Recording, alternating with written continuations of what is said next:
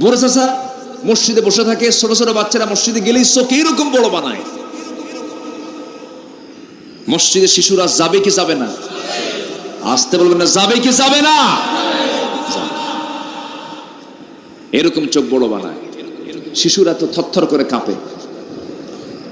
ছোটবেলায় আমার একটা কথা বলি, তা আমি মাঝে মাঝে মসজিদে যেতাম, এক বুড়ো চাচা ছিল, সে আমার দেখলে লাঠি দেখাতো, খালি লাঠি এরকম আপ ডাউন করত।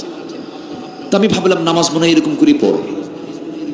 পরের রক্ত আমি একখান লাঠি নিয়ে আসছি, চাচা ওদিক থেকে দেখায়, আমি এদিক থেকে দেখাই। সম্মানিত ভাইয়েরা, সব জায়গায় ধৈর্যের দরকার আছে না নেই বলেন তো? আছে। আমার নবীজি শিশুদের নিয়ে নামাজ পড়েছেন, সুবহানাল্লাহ সুবহানাল্লাহ।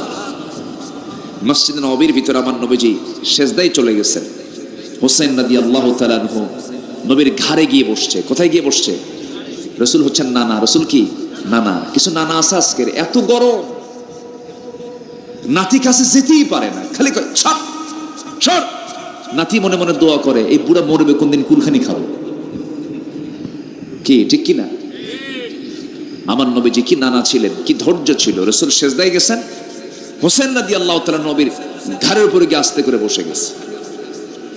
আমার নবীজি সেজদা থেকে মাথা ওঠান না। আমার নবীজির সেজদাটা লম্বা হয়ে গেছে। হোসেন রাদিয়াল্লাহু তাআলা স্বেচ্ছায় যখন সেজদা থেকে ঘাড় থেকে আস্তে করে সরায় গেছে, আমার রাসূল বাকি নামাজটা সম্পূর্ণ করে মুস্কি হাসি মেরে বলছেন, না না,